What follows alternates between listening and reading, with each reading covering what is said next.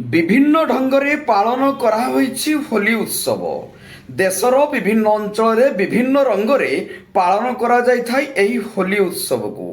ବାଲେଶ୍ୱର ଜିଲ୍ଲାର ବିଭିନ୍ନ ଅଞ୍ଚଳରେ ଥିବା ସତ୍ୟସାଇ ସେବା ସମିତି ପକ୍ଷରୁ ହୋଲି ଉତ୍ସବକୁ ବେଶ ଧୁମଧାମରେ ପାଳିତ ହୋଇଛି।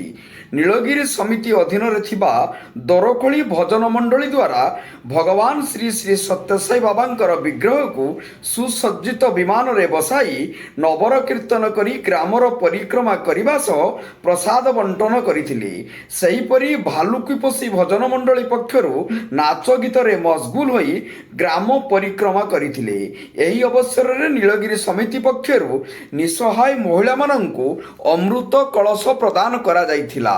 ନୀଳଗିରିରୁ ମନୋଜ ମହାନ୍ତିଙ୍କ ରିପୋର୍ଟ, ଜନତା ଏକ୍ସପ୍ରେସ।